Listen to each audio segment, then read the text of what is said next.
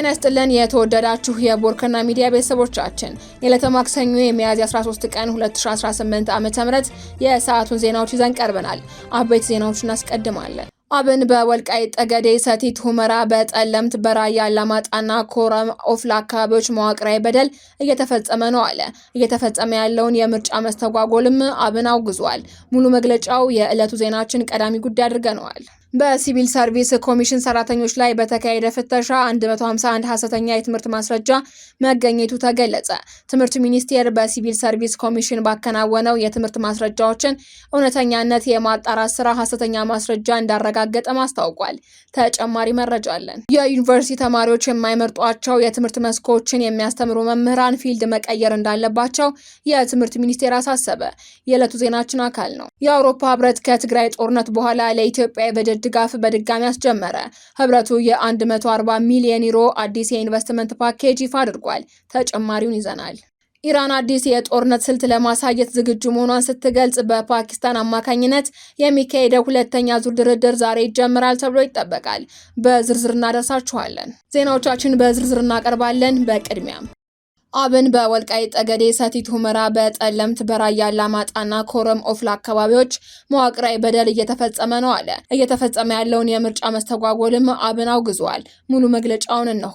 በወልቃይት ሰቲት ሁመራ፣ በጠለምት፣ በራያ አላማጣና ኮረም ኦፍላ አካባቢዎች እየተፈጸመ ያለው የምርጫ መስተጓጎልና መዋቅራዊ በደልን አስመልክቶ ከአማራ ብሔራዊ ንቅናቄ አብን የተሰጠ መግለጫ። የወልቃይት የጠለምትና የራያ አማራ ህዝብ ለሩብ ክፍለ ዘመን የዘለቀውን የአፓርታይድ አገዛዝና የዘር ማጥፋት ዘመቻን በጽናት ተቋቁሞ ከጥፋት ቢተርፍም ዛሬም በፌዴራሉ መንግስት በተያዘው ህወሓትን የማባበል ፖለቲካ ሳቢያ ለከፋ ጥቃትና ስጋት ተጋልጦ ይገኛል።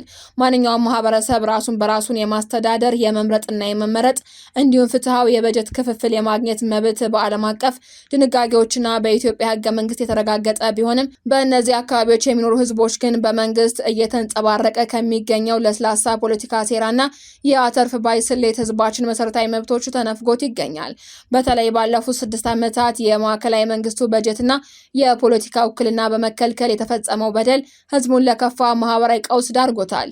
ይህ ሆን ተብሎ ህዝቡን ያለ በጀትና ውክልና የማስቀጠል አካሄድ በሂደት ህዝቡ ስለ ነጻነቱ ተስፋ እንዲቆርጥ የማድረጊያ ስትራቴጂ እንዳይሆን ንቅናቄያችን አብን ብርቱ ስጋት አለው። በመሆኑም አብን በሚከተሉት አንገብጋቢ ጉዳዮች ላይ ያለውን አቋም ማሳወቅ ይወዳል። አንደኛ፣ የምርጫ የውክልናና የበጀት እጦትን በተመለከተ የወልቃይት ጠገዴ፣ ሰቲት ሁመራና የጠለምት ህዝብ በህዝብና በሀገር መስዋዕትነት የተገኘውን ድል ለማጽናት በራሱ አቅም ሰላምና ጸጥታውን አስፍኖ የሚገኝ አካባቢ በመሆኑ ምርጫ ለማካሄድ ምንም አይነት ተጨባጭ ምክንያት ሳይኖር አንድ ሙሉ የምርጫ ዘመን ያለ በጀትና የፖለቲካ ውክልና እንዲያሳልፍ መደረጉ ታሪካዊ በደል መሆኑ እየታወቀ አሁንም በድጋሚ በተለያዩ ሰበቦች ህዝቡን ከምርጫ በማግለል ቀጣዩ የምርጫ ዘመን ላይ ያለ ውክልና እንዲያሳልፍ የሚደረገው ሸፍጥ በፍጹም ተቀባይነት የለውም። ሁለተኛ፣ የራያ አካባቢዎችን በተመለከተ ህዝባችን ከመንግስት ጎን ቆሞ ባደረገው ለአስጨራሽ ትግል አካባቢዎቹ ነጻ ቢያወጣና የራያ አካባቢዎችን በተመለከተም ህዝባችን ከመንግስት ጎን ቆሞ ባደረገው ለአስጨራሽ ትግል አካባቢዎቹን ነጻ ቢያወጣም ቅሉ መንግስት ለተደጋጋሚ ጊዜ የራያ አላማጣና የኮረም ኦፍላ አካባቢዎችን ጥሎ በመውጣቱ ህዝቡን ለወያኔ በቀል ዱላ አሳልፎ ሲሰጠው የቆየ ሲሆን ዘንድሮም ይኸው ህዝብን የማጋለጥና አሳልፎ የመስጠቱ ታሪክ ለሶስተኛ ጊዜ በመቀጠሉና አካባቢዎቹ ያለምንም መከላከያ ለህወሓት ተላልፎ በመሰጣታቸው ከ60 ሺህ የሚበልጥ ህዝባችን ወደ ራያ ቆቦ፣ ወልዲያና ሰቆጣ ከተሞች ተፈናቅሎ ምስቅልቅል ህይወት እየገፋ ይገኛል። በመሆኑ መንግስት የአካባቢውን ጸጥታ የማስከበር ኃላፊነቱን በመወጣት ተፈናቃዮች ወደ ቀያቸው ሊመለሱና የፌዴሬሽን ምክር ቤት ያሳለፈው የበጀትና የውክልና ውሳኔ ተግባራዊ እንዲሆን ጥሪያችን እያስተላለፍን የሚከተሉትን የፍትህና የዲሞክራሲ መብት ጥሰቶች በአፋጣኝ ምላሽ እንዲያገኙ እንጠይቃለን። የህዝብ ሉዓላዊነት መሸርሸር አንቀጽ 8 ህዝብ አልተወከለም ማለት ሉዓላዊነት ስልጣኑን በጉልበት መነጠቅ ነው። የራስን እድል በራስ የመወሰን መብት አንቀጽ 39 ያለ ተወካይ በምክር ቤቶች ድምጽ የሌለው ህዝብ ራሱን የማስተዳደር መብቱ ተጥሷል። ፍትሃዊ ሀብት ክፍፍል መዛባት ለሀገር ኢኮኖሚ ከፍተኛ አበርክቶ ያለው ህዝብ ከበጀት ድልድል ውጪ ማድረግ ፍጹም ኢፍትሃዊ ነው። የመንግስት ግዴታ ለመወጣት የጸጥታ ችግርን እንደ ሰበብ በመጠቀም ህዝብን ለሁለት የምርጫ ዘመናት ማለትም 10 ዓመታት ያለ ውክልና ማቆየት የመንግስትን ዘላቂ መፍትሄ ያለመሻትና ከውጥረት አተርፋለሁ ባይነት በጉልህ ያሳበቀ ሆኖ ይታያል። ይህ በደል ካልታረመ የዲሞክራሲያዊ ስርዓት መፍረስ፣ መዋቅራዊ መለውና ጥቃት እንዲሁም ህዝቡ በመንግስት ላይ ያለውን አመኔታ ጨርሶ እንዲያጣ በማድረግ ለማህበራዊ አለመረጋጋት ቀጥተኛ ምክንያት ይሆናል። ህዝባችን በገዛ ሀገሩ እንደ ሁለተኛ ዜጋ ሆኖ ያለ ውክልና እንዲዘልቅ መደረጉ በሀገራዊ ምክክር ሂደቱ ላይም ጥቁር ጠባሳ የሚጥል ይሆናል። ስለሆነም የአማራ ብሔራዊ ንቅናቄ አብን የሚከተሉትን ጥያቄዎች በአስቸኳይ ምላሽ እንዲያገኙ ይጠይቃል። አንደኛ፣ የህዝቡ ዲሞክራሲያዊ የምርጫ መብት የፌዴሬሽን ምክር ቤት በወሰነው መሰረት በአስቸኳይ እንዲከበር። ሁለተኛ፣ የተነፈገው መንግስታዊ የበጀት ድልድል ያለምንም ቅድመ ሁኔታ እንዲለቀቅ። ሶስተኛ፣ የራያ ተፈናቃዮች ወደ ቀያቸው ተመልሰው ራሳቸውን የሚያስተዳድሩበት ሁኔታ እንዲመቻች እያሳሰብን የፌዴራሉ መንግስትና የኢትዮጵያ ብሔራዊ ምርጫ ቦርድ የፌዴሬሽን ምክር ቤት ውሳኔን ያለመሸራረፍ እንዲያስፈጽሙ እያሳሰብን፣ ይህ የማይሆን ከሆነ ጉዳይ ወደ ህግ ፊት በመውሰድ ህዝባዊና ህጋዊ ትግላችንን አጠናክረን የምንቀጥል መሆኑን ለሁሉም ወገን እናሳውቃለን። በሲቪል ሰርቪስ ኮሚሽን ሰራተኞች ላይ በተካሄደ ፍተሻ 151 ሐሰተኛ የትምህርት ማስረጃ መገኘቱ ተገለጸ። ትምህርት ሚኒስቴር በሲቪል ሰርቪስ ኮሚሽን ባከናወነው የትምህርት ማስረጃዎችን እውነተኛነት የማጣራት ስራ የ151 ሰራተኞች የትምህርት ማስረጃ ሐሰተኛ መሆኑን እንዳረጋገጠ አስታውቋል። የሚኒስቴሩ የስትራቴጂ ጉዳዮች ዋና ስራ አስፈጻሚ አቶ እሸቱ ገላይ ኮሚሽኑን እንዲያጣሩ ከላካቸው 38245 ማስረጃዎች መካከል እስካሁን የ34487ቱን የማጣራት ስራ ተጠናቋል ብለዋል። በተከናወነው ማጣራትም 33632ቱ መስፈርቱን አሟልተው ሲገኙ 151ዱ ግን ሐሰተኛ መሆናቸው ተረጋግጦ ውድቅ ተደርገዋል ተብሏል። በተጨማሪም የ694 ሰራተኞች የትምህርት ማስረጃ የሰነድ ጉድለት የታየበት ሲሆን የቀሪዎቹ ሰራተኞች ማስረጃ በማጣራት ሂደት ላይ እንደሚገኝ ተገልጿል። ከሲቪል ሰርቪስ ኮሚሽን ውጭም በ3 የፋይናንስ ተቋማት የሚሰሩ 11600 ሰራተኞች ማስረጃ ተፈትሾ የ3 ግለሰቦች ማስረጃ ሐሰተኛ ሆኖ መረጋገጡ ተገልጿል። ሚኒስትሩ ለሰራተኞች ምቹና ሳቢ የስራ አካባቢን ለመፍጠር የተለያዩ ተግባራትን እያከናወነ እንደሚገኝ አቶ እሸቱ ገልጸዋል። በሌላ በኩል በኢትዮጵያና በህንድ መካከል ያለው የትምህርት ትብብር መጠናከሩን ተከትሎ በየዓመቱ ለ250 ተማሪዎች ነጻ የትምህርት ዕድል እየተመቻቸ መሆኑን ጠቁመዋል። ይህም በሁለቱ ሀገራት መካከል ያለውን የሁለትዮሽ ግንኙነት ይበልጥ እንደሚያሳድገው ተገልጿል። የዩኒቨርሲቲ ተማሪዎች የማይመርጧቸው የትምህርት መስኮችን የሚያስተምሩ መምህራን ፊልድ መቀየር እንዳለባቸው የትምህርት ሚኒስቴር አሳሰበ። በዩኒቨርሲቲዎች ሂሳብ፣ ሳይንስና ግብርና ትምህርቶች በተማሪዎች እየተመረጡ አለመሆኑን በሕዝብ ተወካዮች ምክር ቤት የሰው ሀብት ልማት ስራ ስምሪትና ቴክኖሎጂ ጉዳዮች ቋሚ ኮሚቴ ሰሞኑን ባቀረበው ሪፖርት ጠቅሶ ችግሩን ለመፍታት ምን እየተሰራ ነው ሲልም ጠይቋል። የትምህርት ሚኒስትሩ ፕሮፌሰር ብርሃኑ ነጋ በሰጡት ምላሽ ዩኒቨርሲቲ ውስጥ ፍልስፍና፣ ታሪክ ወይም ሌሎች የትምህርት መስኮች በተማሪዎች ተመረጡ መምህራኑም ስራ ወዳለበት ቦታ ሊሄዱ ይገባል ብለዋል። መምህራንም ሆኑ ሰራተኞች በእኛ ሀገር አንድ የያዙትን ቦታ መልቀቅ አይፈልጉም በማለትም ገልጸዋል። በዩኒቨርሲቲ ተማሪዎች በማይመረጡ የትምህርት መስኮች ላይ የሚያስተምሩ የነበሩ መምህራን ከተማሪዎች ጋር በመሆን በሚያዋጣቸው ፊልድ መንቀሳቀስ አለባቸው ብለዋል። በዩኒቨርሲቲዎች ያለምንም ምክንያት ወደ ክፍል በማይገቡ መምህራን ላይ በአዲስ አበባ ጭምር ቁጥጥር እናደርጋለን ሲሉም የትምህርት ሚኒስትሩ ፕሮፌሰር ብርሃኑ ነጋ ተናግረዋል።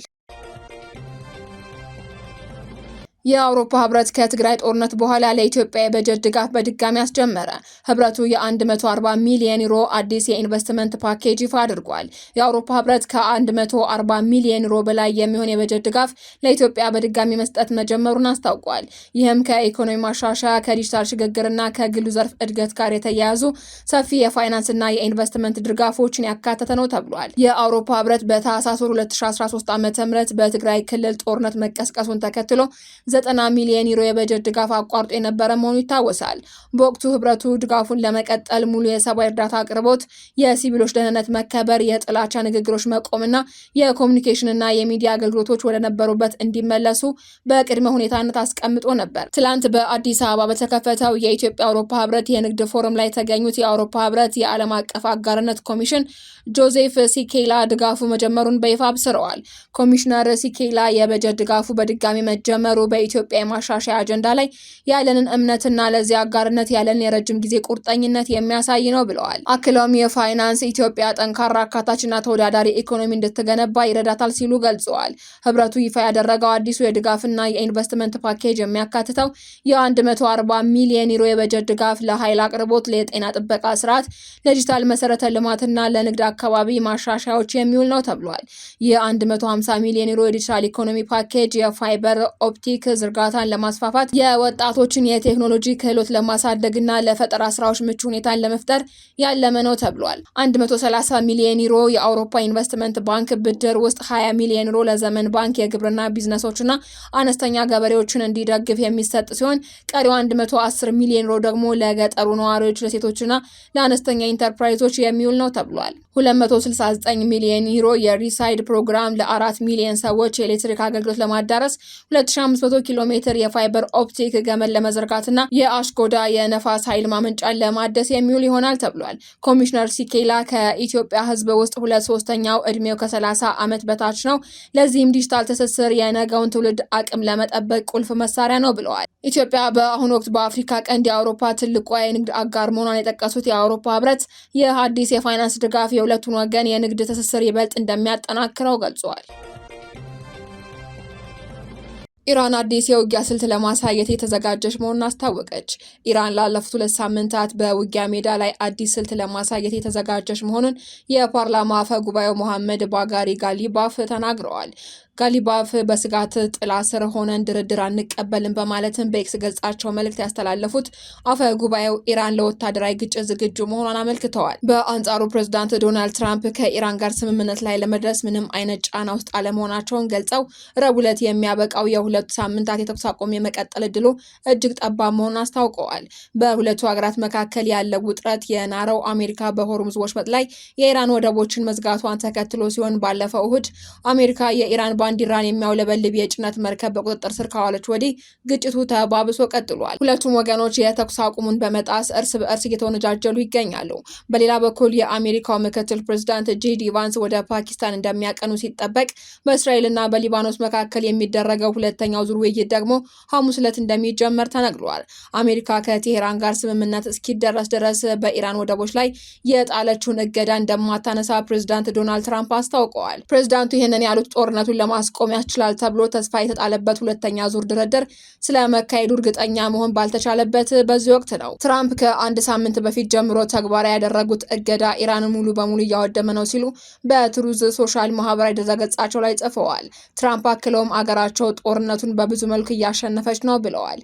ይህ የፕሬዝዳንት ትራምፕ አስተያየት የተሰማው አሜሪካና ኢራን ያደረጉትን ጊዜያዊ የተኩስ አቁም ስምምነት ሊጠናቀቅ 2 ቀናት ብቻ በቀሩበት በዚህ ወቅት ነው። ነገር ግን በፓኪስታን ይደረጋል ተብሎ የሚጠበቀው ሁለተኛ ዙር የሰላም ድርድር ስለመካሄዱ እርግጠኛ መሆን አልተቻለም። በፓኪስታኗ ዋና ከተማ ኢስላማባድ ድርድሩ ሊካሄድ እንደሚችል ተስፋ በማድረግ የተጠናከረ የጸጥታ ሁኔታም ይታያል። ነገር ግን የአሜሪካውን ልዑክ የሚመሩት ምክትል ፕሬዝዳንት ጃዲ ቫንስ ዋሽንግተን ለቀው ያልሄዱ ሲሆን ኢራን በድርድሩ ላይ ለመሳተፍ አለመወሰኗን አስታውቃለች። የአሜሪካ ማዕከላዊ እዝ ሴንትኮም እገዳው ከተጀመረ ጊዜ ጀምሮ የአሜሪካ ባህር ኃይል 27 መርከቦች ወደ ኢራን ወደብ እንዲመለሱ ማድረጉን አስታውቋል። አሜሪካ እሁድ ዕለት እገዳውን ለማለፍ የሞከረ የኢራን ባንዲራ የሚያውለበልብ የጭነት መርከብን ለመጀመሪያ ጊዜ በቁጥጥር ስር አውላለች። ሴንትኮም ያጋራቸው ቪዲዮዎችም የአሜሪካ ወታደሮች ወደ መርከቡ ከመግባታቸው በፊት ማስጠንቀቂያ መስጠታቸውን ያሳያሉ። ቴህራን ይህንን የባህር ውንብድና ተግባር እንዲሁም በሁለቱ ሀገራት መካከል የተደረሰውን የተኩስ አቁም ስምምነት ጥሰት መሆኑን ተናግራለች። ኢራን ለ2 ወራት ያህል ለዓለም የነዳጅ አቅርቦት ቁልፍ የሆነውን ሆርሙዝ የባህር ወሽመጥ የዘጋች ሲሆን ይህም የዓለም አቀፍ የነዳጅና የጋዝ ዋጋን ከፍ እንዲል አድርጎታል። ወሽመጡ ቅዳሜ ዕለት ለአጭር ጊዜ ዳግም ተከፍቶ የነበረ ቢሆንም በባህሩ ዳርቻ ወይም አቅራቢያ መርከቦች በቴህራን ኢላማ መሆናቸው ከተዘገበ በኋላ በፍጥነት እንደገና ተዘግቷል። ትራምፕ ኢራን ጥይት ለመተኮስ ወስናለች ካሉ በኋላ የተኩስ አቁሙ ስምምነት ሙሉ በሙሉ መጣስ ነው ሲሉም ኮንነውታል። ኢራን አሜሪካ ወደቦቿን መዝጋት እስክታቆም ድረስ መተላለፊያውን እንደምትዘጋ ማስታውቃለች። ቴህራን ልዑኳን እንደምትልክ ለማረጋገጥ ፈቃደኛ ባትሆንም አሜሪካና ኢራን ሁለተኛ ዙር የሰላም ድርድር እንደሚያካሂዱ የሚያሳዩ ምልክቶች አሉ ተብሏል። በዚህ ወር መጀመሪያ ላይ ከተደረገው የመጀመሪያ ዙር ውይይት በኋላ የአሜሪካው ምክትል ፕሬዝዳንት ጄዲ ቫንስ ኢራናውያን የእኛን ነጥቦች ለመቀበል ፈቃደኛ ሊሆኑ አልቻሉም ሲሉ፣ የኢራን የውጭ ጉዳይ ሚኒስቴር በበኩሉ የዋሽንግተን የተለጠጡ ፍላጎቶችና ህገወጥ ጥያቄዎችን ከማቅረብ እንድትቆጠብ አሳስበዋል። ሁለተኛው ዙር ድርድር የሚካሄደው ወሳኝ በሆነበት ወቅት እንደሆነ ምንጮች ለቢቢሲ ተናግረዋል። ምንጮች የአሜሪካ ልዑካን ቡድን በቅርብ ወደ ኢስላማባድ እንደሚያቀኑ ቢገልጹም የጊዜ ገደቡ ግን አላሳወቁም። ሌሎች ባለስልጣናት ግን ለኒውዮርክ ታይምስ ማክሰኞ ዕለት እንደሚነሱ ተናግረዋል። ሰኞ ዕለት የኢራኑ የውጭ ጉዳይ ሚኒስትር ቃል አቀባይ እስካሁን ድረስ ቴህራን ለመሳተፍ ምንም እቅድ እንደሌላት ተናግረዋል።